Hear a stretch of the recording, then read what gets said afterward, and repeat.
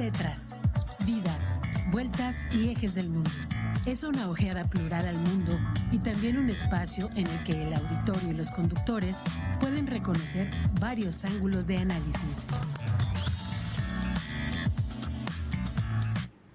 Muy buenos días, auditorio de Radio Universidad que nos sigue en el 89.5 de FM. También saludamos al auditorio de TV UAC que sigue este programa en vivo en el canal digital 24.1 o que sigue la transmisión en vivo en el canal de YouTube de la Universidad TV UAC Presenta o también de manera diferida. Estamos en una emisión más de Tetras en este miércoles 27 de agosto. El programa es en vivo, se pueden comunicar con nosotros al teléfono central de la universidad 192-1200, repito 192-1200, precedido del 442, extensión 37120. O también en el 442-192-1293, 442-192-1293. Celular solo para mensajes de texto 442-344-1404. 442-344-1404. Se pueden comunicar con nosotros también en nuestro espacio en Facebook, Tetras Radio UAC. Agradecemos a nuestro productor, Emanuel Villagrán, y les recordamos que este programa se retransmite los sábados a las 5 de la tarde. Les saluda Ángel Valderas Puga, Facultad de Ingeniería, Universidad Autónoma de Querétaro. Hoy no nos acompaña la maestra Rocío Méndez, tuvo un pequeño accidente en una mano, una fractura, la tuvieron que operar, ya está convaleciente, pero ya va de salida y esperamos poderla tener dentro de 15 días. Les recordamos que la próxima semana estarán por aquí nuestros compañeros Sergio Becerril y Gonzalo Guajardo, a quienes les mandamos un cordial saludo. Bueno, pues con la maestra Rocío, los temas que preparamos hoy son varios, no vemos si nos dará tiempo. Voy a dejar para la segunda mitad los proyectos de Comisión Federal de Electricidad que tiene que ver con el sector energético en México y que fueron presentados la semana pasada y esta semana, específicamente ayer, en la conferencia, en la rueda de prensa de la presidenta, y otro proyecto muy relevante el jueves pasado. Y queremos comenzar tocando un tema que es imprescindible. El tema del desastre que se vivió en Querétaro el fin de semana pasado, que no es una cuestión nada más de la lluvia. El problema no es la lluvia, o el problema no es únicamente la lluvia. Como todo, muchas cosas en la vida son multidimensionales, son muchos factores. Uno de ellos, solo uno, pero no el único, que puede explicar lo que se vivió de manera dramática en varias zonas de nuestra ciudad. Uno, repito, solamente uno, es una cantidad de lluvia atípica, es una cantidad grande de lluvia en un lapso de tiempo corto que supera en los registros de lo que había llovido en años anteriores, en décadas incluso anteriores. Eso puede explicar todo y decir, bueno, pues es que fue algo que no se previó, fue algo atípico. No, por supuesto que no. Porque esto que pasó el fin de semana y que se llevó la vida de tres jóvenes, dos jóvenes mujeres de San Luis Potosí, que probablemente estaban de visita con sus familiares, y un alumno del tecnológico, que también falleció, que apenas fue encontrado su cuerpo. Estamos hablando de algo que dejó tres fallecidos, tres personas fallecidas. Aparte de una serie de daños en viviendas, hay que tomar en cuenta que cuando el agua invade una vivienda, se provocan daños. Por ejemplo, se pueden mojar documentos esenciales, vamos a poner actas de nacimiento, vamos a poner facturas de propiedades, todo depende de cuánto fue el nivel que se introdujo en las casas, y además es agua que hay que desalojar. En las casas no se puede vivir con 10, 15, 20, 50, 1 metro de agua dentro de una vivienda. Se echan a perder muebles, se echan a perder productos, es decir, causa problemas muy fuertes en las familias, y que además también, dada la hora, tarde, noche, era ya muy complicado, mucha gente que no durmió tratando de salvar lo más posible. Pero bueno, ese es un factor, no es el único. ¿Qué es lo que evidencia? ¿Dónde está otro factor muy relevante? Lo que hacen los cabildos, en este caso de municipios de la zona metropolitana, comenzando por el Cabildo de Querétaro, pero hay que tomar en cuenta también al Marqués y hay que tomar en cuenta también a Corregidora. Pero con más afectaciones a Querétaro es lo que se hace desde las presidencias municipales de Querétaro y del Marqués. Porque ahí comienza otro gran problema.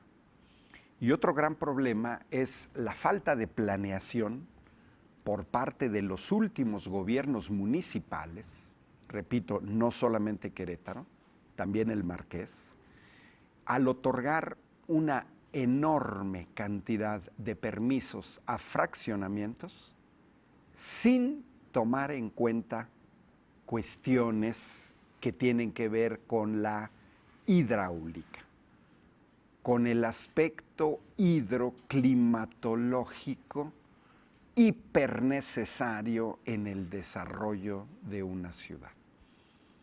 Todos hemos visto el crecimiento de nuestra ciudad, en donde de repente se quieren cambiar zonas de reserva, donde, por ejemplo, de manera absurda se pone asfalto en vez de mantener el empedrado, que permite una mayor absorción del agua, porque no es mala suerte, no es mala suerte lo que vimos en Querétaro. Lo que vimos en Querétaro es el resultado de decisiones, primeramente de tipo político, por los ayuntamientos, por el Ayuntamiento de Querétaro.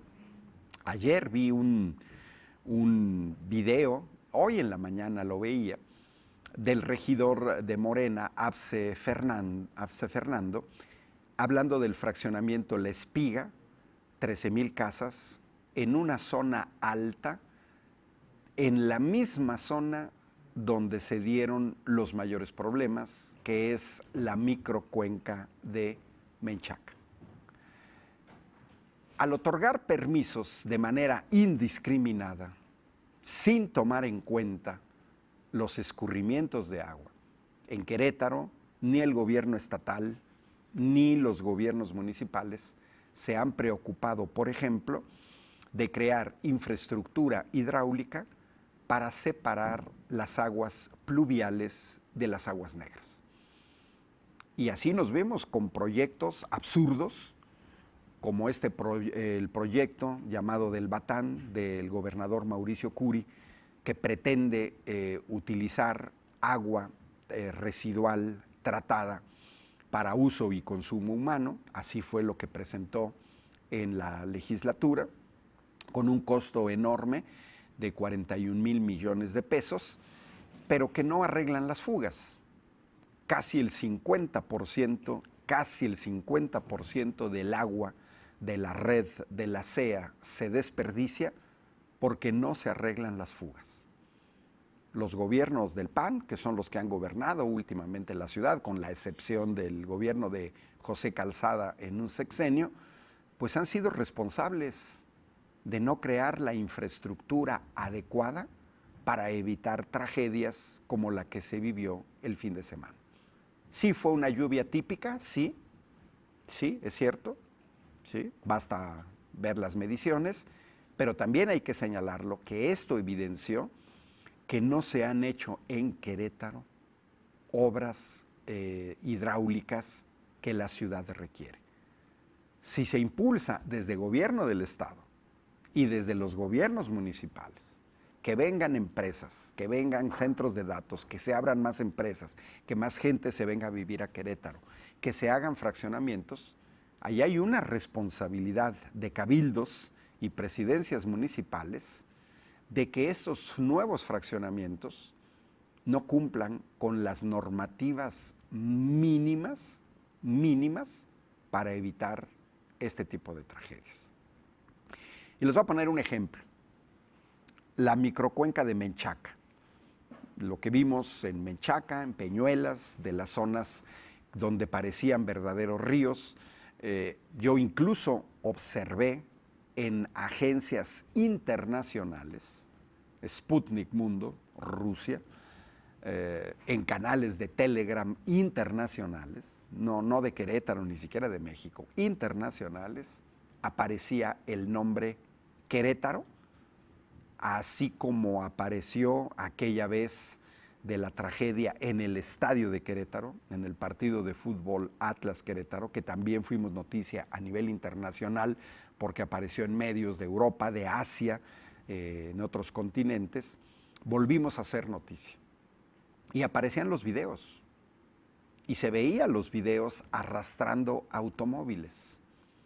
Un automóvil de un tamaño medio, pequeño, entre pequeño y medio, puede pesar, dependiendo del modelo, lógicamente, todos pesan distinto, pero sí unos 850 kilos, 1 tonelada.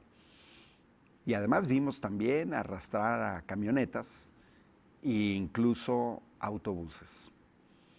Y mucha gente corrió peligro, porque el problema que una corriente de agua a esa velocidad, en bajada, nos arrastre, no es que uno diga es que yo sé nadar. Las 3 personas fallecidas eran jóvenes que físicamente pudieran haber resistido nadar o una corriente de agua, pero no de las velocidades de lo que vimos.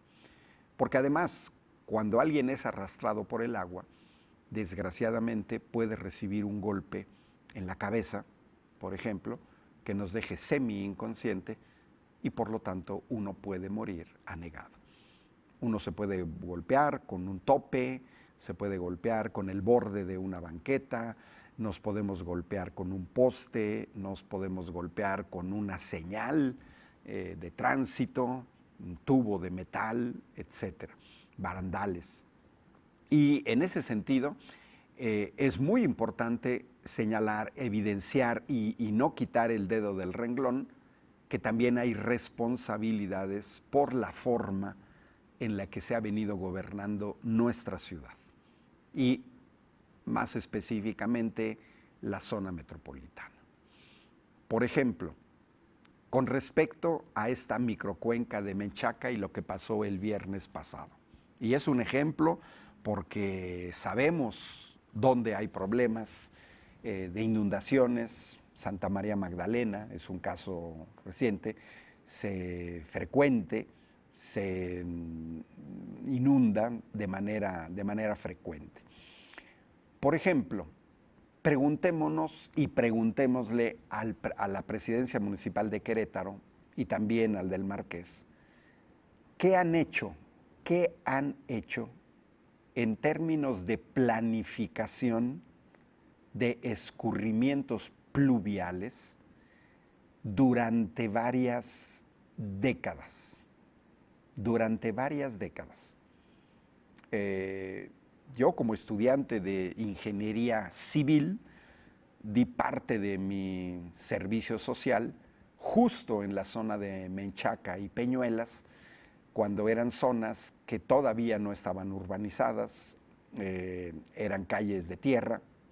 De hecho, a nosotros nos tocó el proyecto de los primeros empedrados y estamos hablando de hace décadas. Y eso, la respuesta a esta pregunta nos la deben. ¿Por qué no se ha hecho la planificación de los escurrimientos pluviales en esa cuenca y en otras cuencas? Por ejemplo, en La Cañada ahora que se ha desarrollado la parte alta del Marqués, que está arriba de la zona de Querétaro. Porque eso se debe de hacer antes de pensar en urbanizar más o en otorgar permisos. No se pueden estar entregando permisos de manera indiscriminada a fraccionamientos sin tomar en cuenta los escurrimientos de agua. Hay que tomar en cuenta que cada nuevo fraccionamiento que se construye en una zona donde antes no había nada, entre comillas nada, porque siempre hay algo, vegetación, fauna, está la tierra, y la tierra absorbe. Estas inundaciones que hoy vemos en Querétaro son el resultado de esta falta de planificación. No hay obras de drenaje, acabo de señalar, se fuga el agua, se pretende gastarse 40,000 millones de pesos en un proyecto del Batán para tratar aguas residuales tratadas, lo que es absurdo porque está prohibido por la Secretaría de Salud en una norma. Lo vimos con la enorme falla del Cárcamo aquí en la 5 de febrero, que por cierto, obra faraónica, de las más costosas del mundo, mal hecha y que se tardaron en entregar y que apenas inaugurándola ya estaba inundada. Esa es también una forma de un factor, no nada más que llovió mucho, también es la falta de infraestructura y la infraestructura mal hecha. Por ejemplo, la presidencia municipal de Querétaro nos debería demostrar, es el mismo partido que ha gobernado en los últimos años, nos debería de enseñar cuáles son los estudios sobre el comportamiento y los escenarios ante diferentes periodos de retorno de eventos hidroclimatológicos de los escurrimientos pluviales. Estoy poniendo el caso de la microcuenca de Menchaca. Por ejemplo, es necesario la reubicación y modificación oportuna del dren pluvial Menchaca con base en escenarios como el que se vivió el fin de semana pasado. Se tiene que hacer un manejo adecuado y un desagüe óptimo de la presa Rompepicos Benito Juárez. Se deben identificar los cuellos de botella de escurrimientos pluviales, que los vemos en muchas zonas de la ciudad, después de la presa Rompepicos, para evitar inundaciones aguas abajo. Porque ahora vimos que hasta el TEC de Monterrey se inundó, lo que vimos en Carrillo, lo que vimos en Santa María Magdalena, pues es gran parte del agua que viene de esa zona. Y también debería de haber una delegación de responsabilidades en el manejo de estos escurrimientos pluviales, que incluyan el impacto del desagüe de la presa Rompepicos en zonas aledañas que conocemos y que están abajito. Estamos hablando del Parque Querétaro 2000, abajito. Ahí está Plaza del Parque, está el Tecnológico de Monterrey, San Pedro Mártir, llega el agua hasta Carrillo, Santa María Magdalena, ¿sí? Y bueno, pues se ha derramado el dren Peñuelas, se vierte en el bordo Benito Juárez y luego inunda el TEC de Monterrey. Y también vimos fotografías, videos, que se desbordó el río Querétaro. Yo viví durante muchos años en esa zona del río Querétaro, ahí por donde está el Tecnológico de Querétaro, específicamente en Ignacio Pérez, muy cerca del río de Querétaro.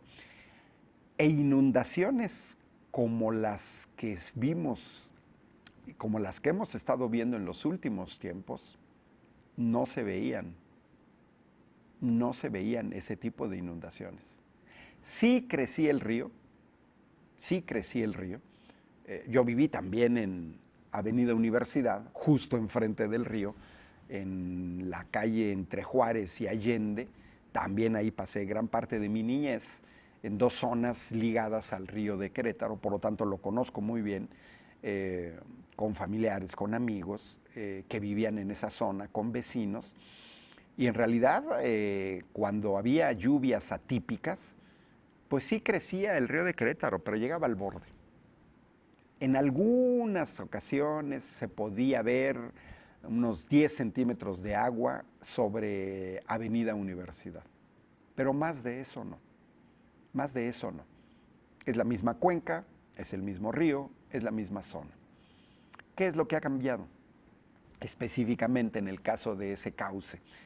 Pues lo que ha cambiado es el enorme desarrollo inmobiliario en el Marqués, que es la zona alta, en donde, repito, el agua que antes se absorbía por la tierra, que incluso ayuda a recargar los mantos acuíferos, se pierde, se va.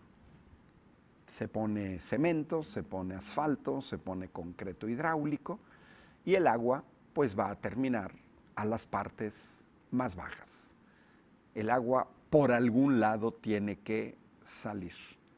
Y si el volumen es alto y si la lluvia es atípica, pues es natural que el volumen de agua sea mucho mayor. ¿Qué es lo que sucede con esta clase política o clases políticas que nos han gobernado en Querétaro en los últimos años? Que no hacen obras imprescindibles en las urbes. Las obras hidráulicas, drenaje, agua potable, que no haya fugas, drenado, construcción de minibordos, parques que también ayudan a amortiguar, no las hacen. Y no las hacen porque no son obras de relumbrón.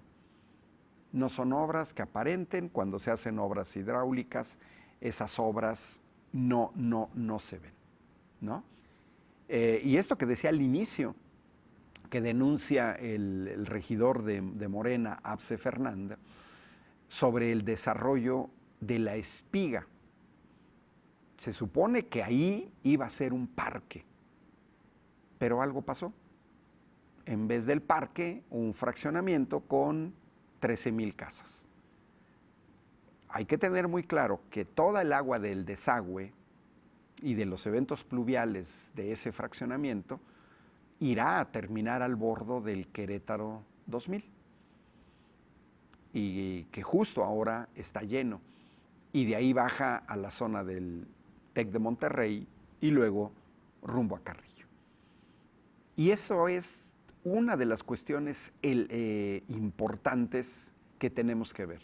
Lluvias atípicas, sí, pero también gran irresponsabilidad por parte de Cabildo, el Cabildo de Querétaro específicamente, y no voy a generalizar, por los regidores que votan a ojos cerrados por la autorización a fraccionamientos sin las necesarias obras hidráulicas de amortiguamiento que permitan evitar tragedias como las que se vivió en nuestra ciudad el fin de semana.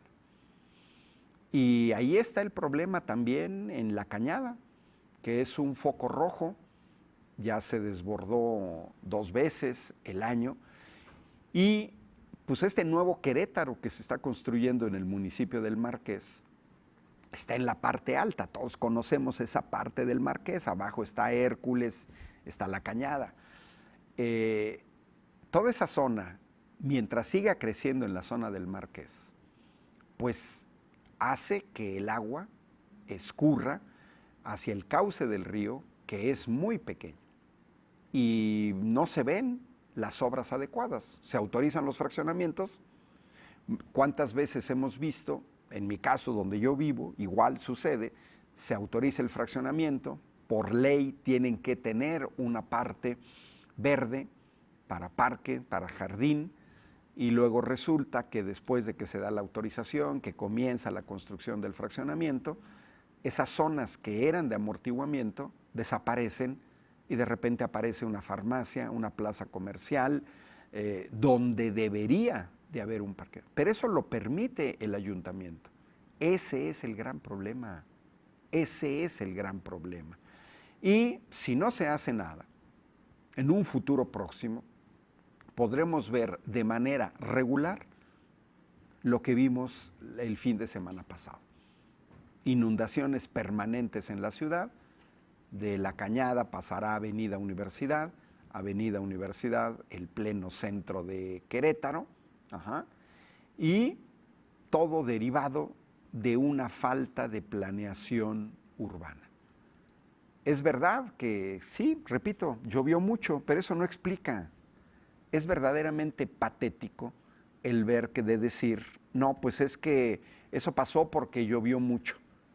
Sí, pero no es la primera vez, porque las autoridades, lo vimos, todas y todos, no reaccionaron a tiempo. No tienen estrategias para activar planes de mitigación. No activaron los protocolos. ¿Quién se va a hacer cargo de los daños en las viviendas? Porque sí fueron cientos de viviendas, más de 1,000 se calcula, viviendas dañadas, y también hubo muertes.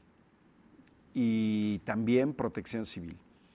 ¿Y por qué no se avisó, por qué no se alertó a la población de la cantidad de lluvia? Que eso quizás es más complicado.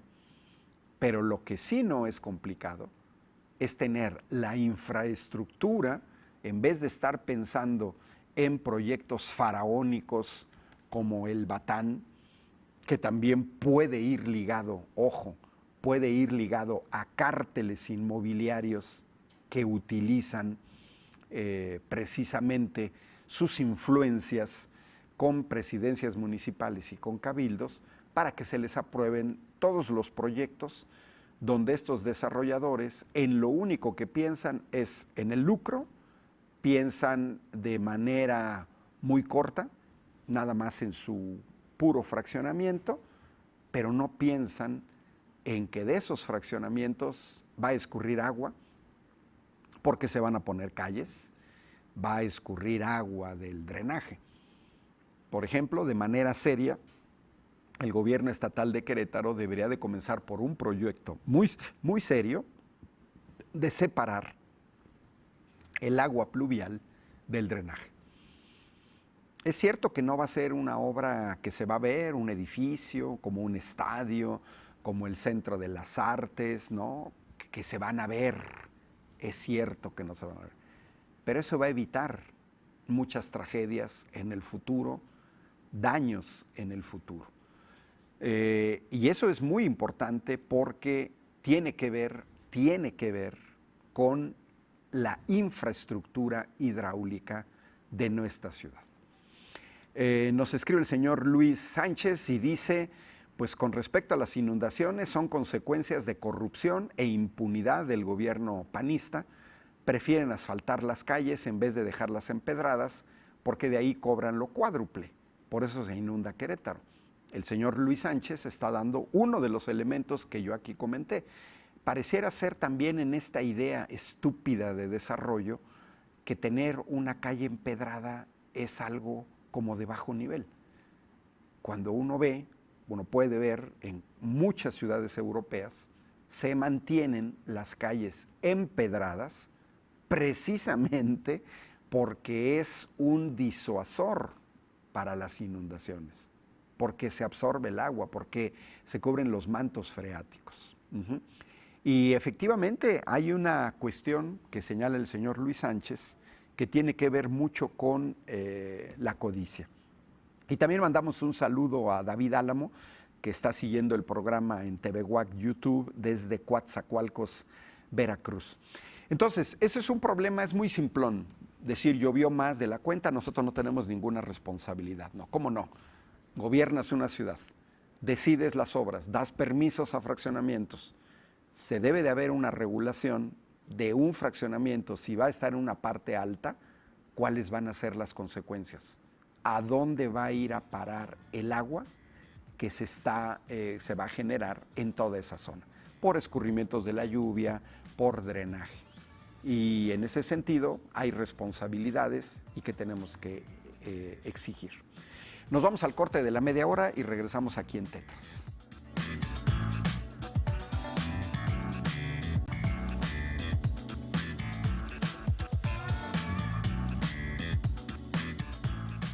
Regresamos aquí en Tetras este miércoles 27 de agosto. Los saluda Ángel Valderas Puga. Y bueno, pues vamos a pasar en esta segunda mitad a un tema nacional, pero que tiene repercusiones locales. Todo lo nacional tiene repercusiones locales. Cuando se habla del Seguro Social o del ISSSTE, pues eso tiene que ver con Querétaro. Y bueno, esto tiene que ver con el sector energético. Dado que la semana pasada, el jueves pasado, en la conferencia mañanera de la presidenta de la República, la doctora Claudia Sheinbaum Pardo, se presentó el plan de fortalecimiento y expansión sexenal, porque va de 2025 a 2030, de la Red Nacional de Transmisión. O sea, ojo, solamente transmisión. Estamos hablando de energía eléctrica. No se habló en ese plan de generación. Eso es otro proyecto. Eso se habló ayer, martes 26 de agosto, con dos proyectos, o un proyecto que implica dos plantas de generación de energía eléctrica en la península de Baja California Sur. Entonces, en el caso de la electricidad, por un lado está la generación de esa electricidad generada en los centros de generación, se debe de acercar a los consumidores finales.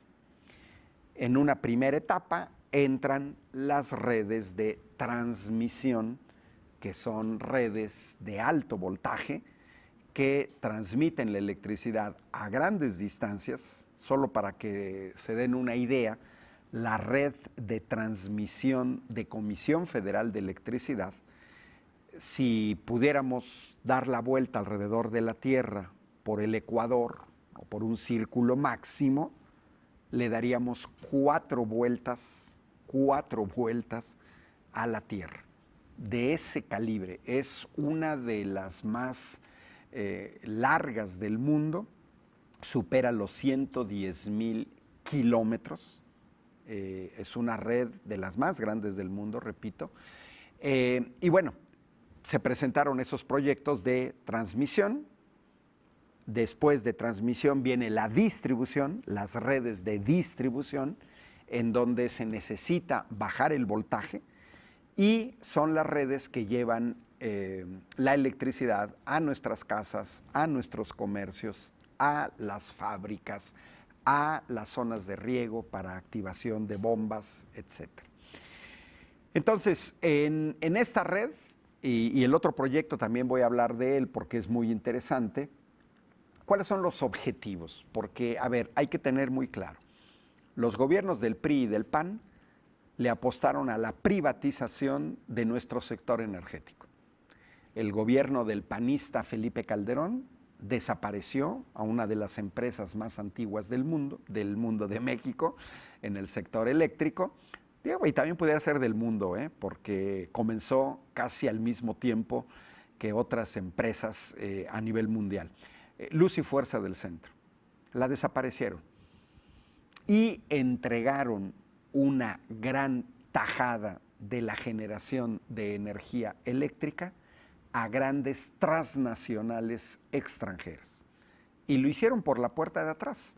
Hoy que ya está cerca el 1 de septiembre, que va a entrar una nueva corte, pues hay que tomar en cuenta que lo hicieron de la mano de un poder judicial corrupto y servil a intereses extranjeros.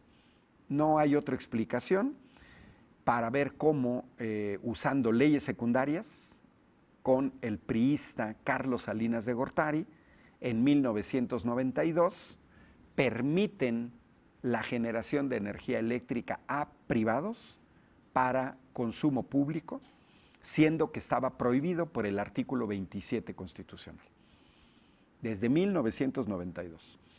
Ese artículo, diciembre de 2013, aquí estuvimos algunos protestando enfrente de Plaza de Armas, en donde estaba antes el Congreso local, porque tenía que pasar una reforma constitucional, también por la aprobación de la mayoría de los congresos locales, Y el PAN y el PRI en diciembre de 2013 modifican el artículo 27 constitucional para legalizar lo que se venía haciendo desde 20 años antes.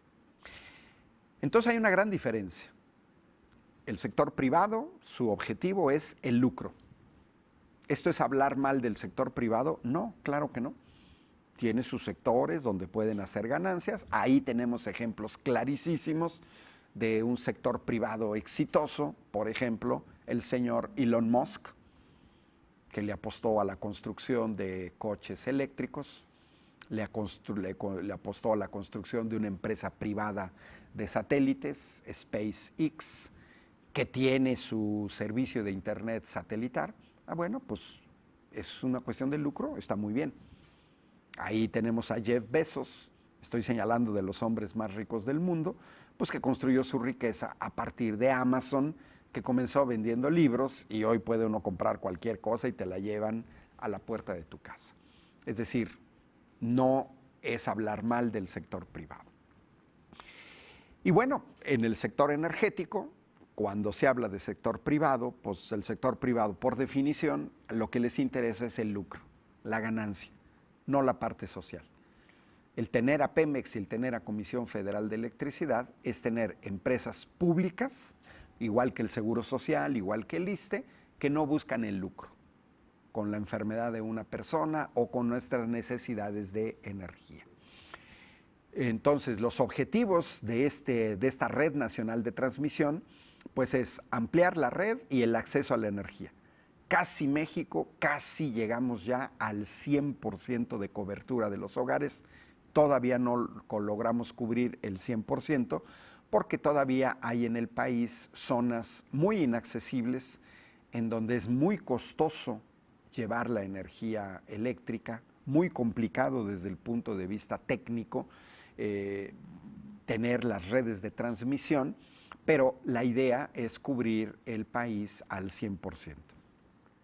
También se trata de descongestionar la red actual y, asociado con el Plan México, llevar energía a industrias y polos de desarrollo, los que ya están y los que están surgiendo, además de modernizar y conectar más al país.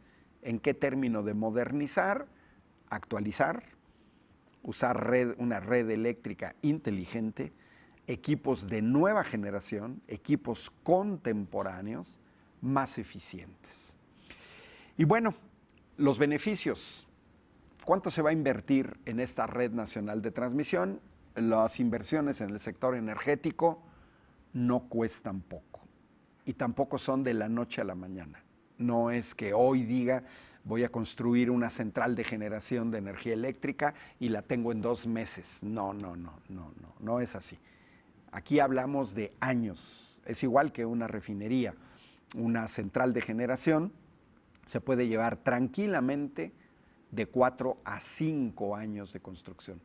Por eso es que parte de esto está planteado en el horizonte del fin del sexenio.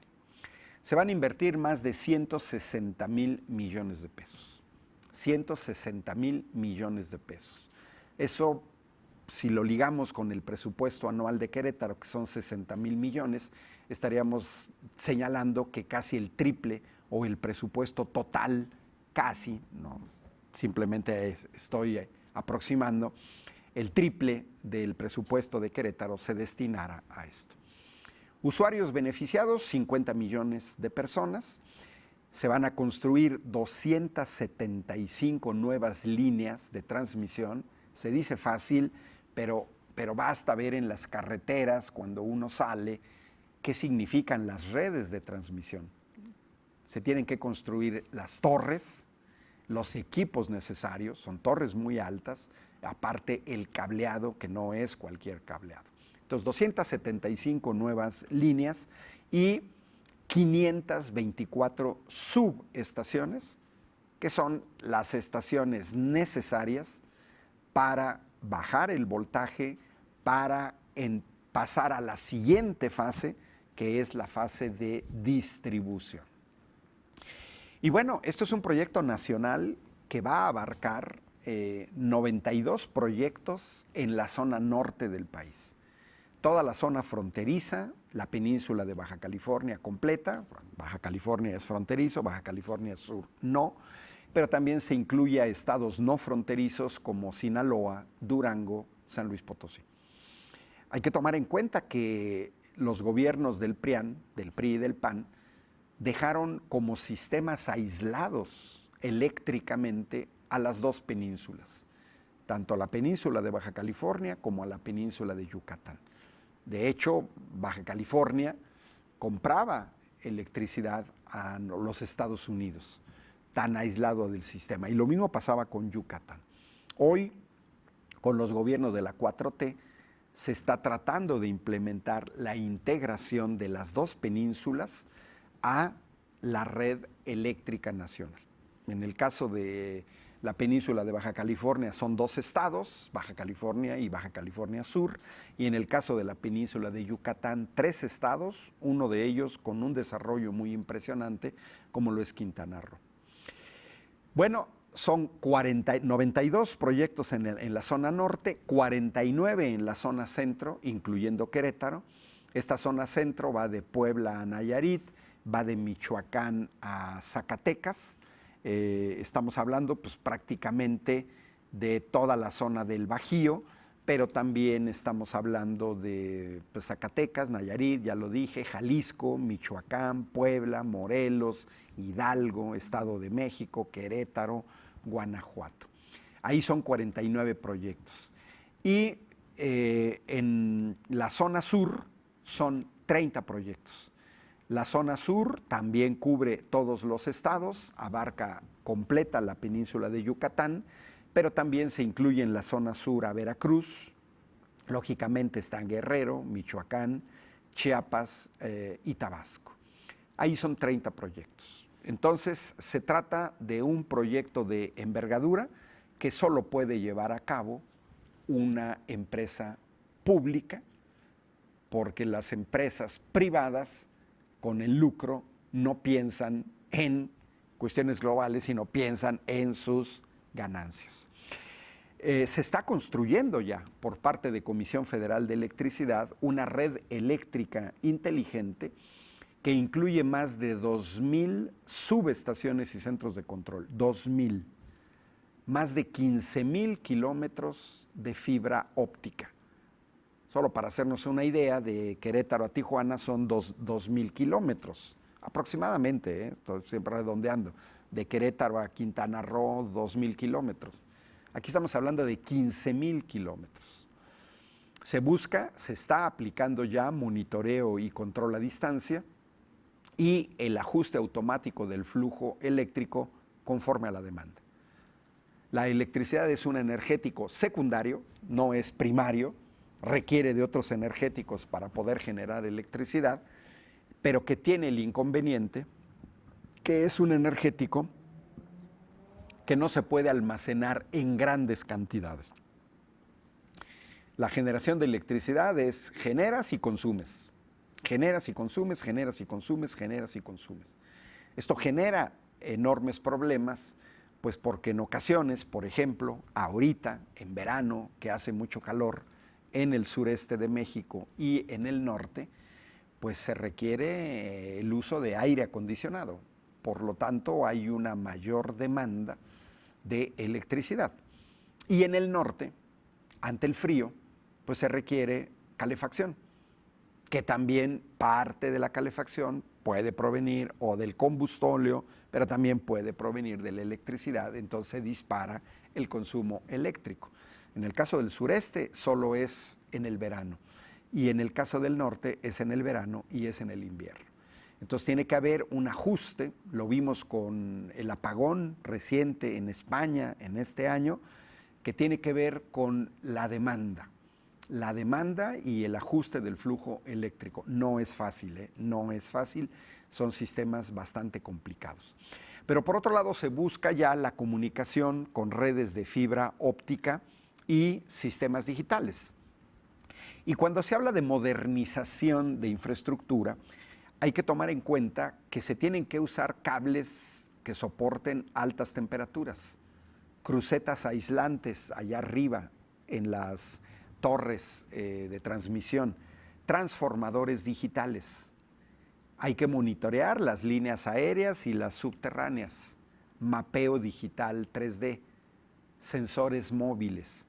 Es decir, son proyectos, no nada más es la red de transmisión, es una red de transmisión que ya incluye proyectos de innovación que está implementando Comisión Federal de Electricidad, como es el caso de la simulación con modelos digitales, es el monitoreo de huracanes que causan muchos daños a las líneas de transmisión eléctrica, y también es el uso de drones para topografía a gran velocidad, como los que hemos estado viendo, este tipo de drones de topografía digital, que son los que está utilizando los ingenieros del ejército en el proyecto del tren que va de Querétaro a Irapuato y el que se está construyendo del AIFA a Pachuca, que se está utilizando este tipo de equipos modernos. Antes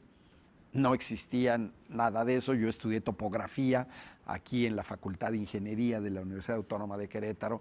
No nos soñábamos tener drones para hacer topografía a alta velocidad, porque además es muy rápido. Bueno, ese es un proyecto, estamos involucrados todos, a todos nos conviene tener una red nacional de transmisión de energía eléctrica robusta, confiable, que nos permita garantizar tener electricidad en cualquier momento. El otro proyecto se presentó ayer martes, 26 de agosto, y ese es un proyecto de generación de energía eléctrica muy interesante, porque se trata de 2 centrales termosolares. Ojo, no confundir con parques fotovoltaicos que transforman la energía del sol en energía eléctrica y que tienen un gran inconveniente. Hay que usarlos, sí, pero tienen un gran inconveniente, que es la intermitencia. Lo mismo sucede con los parques eólicos, porque la radiación solar no es continua ni constante a lo largo del día. Estas 2 centrales termosolares se van a construir para generar energía eléctrica en Baja California Sur. La decisión no es por capricho. Hay que tomar en cuenta que Baja California Sur tiene una alta demanda por crecimiento turístico y urbano. Yo he estado varias ocasiones en Baja California Sur, sobre todo en la zona de La Paz, y me consta este alto crecimiento turístico que está teniendo Baja California. Pero además se busca confiabilidad, porque las centrales termosolares, que es una tecnología contemporánea, se está utilizando mucho en otras partes del mundo, tiene que ver con el eliminar el problema de la intermitencia o disminuirlo, porque sí permite capacidades de almacenamiento.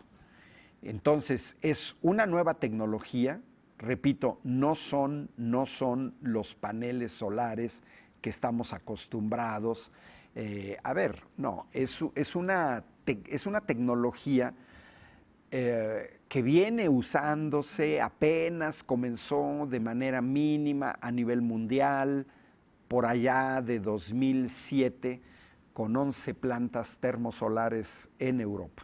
Por ahí comenzó, 11 termosolares en Europa. Para que se den una idea, ahorita hay 1,400. En realidad esta tecnología comienza a detonar hace unos 10 años.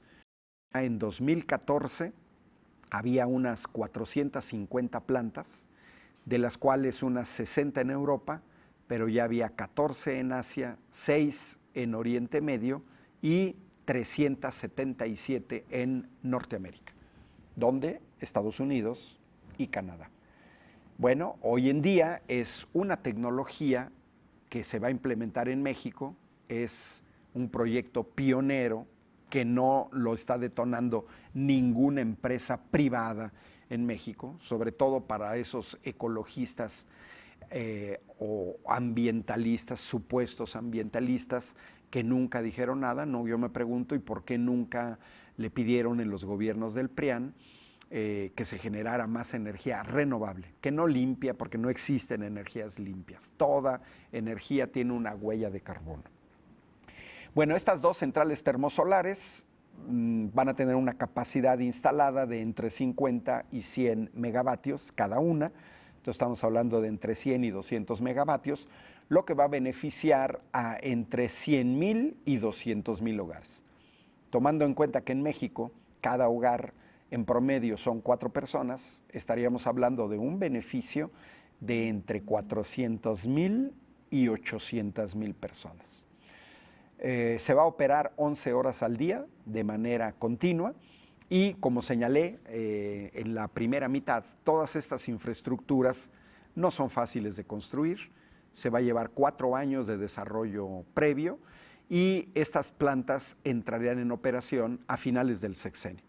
Es así como se debe de planificar un sector energético de manera seria, en el corto, en el mediano y en el largo plazo. ¿Cuál es la gran diferencia? Que aquí detrás de estos proyectos no hay lucro.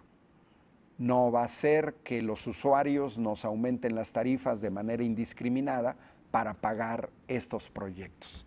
Y también evidencia que el actual gobierno de México, el gobierno de la 4T desde el sexenio pasado, le está apostando a la variación de la matriz energética heredada por los gobiernos del PRIAN, que nos heredaron que un 60% de la energía eléctrica generada en este país viene por gas natural, lo que nos ha hecho dependiente del gas tejano.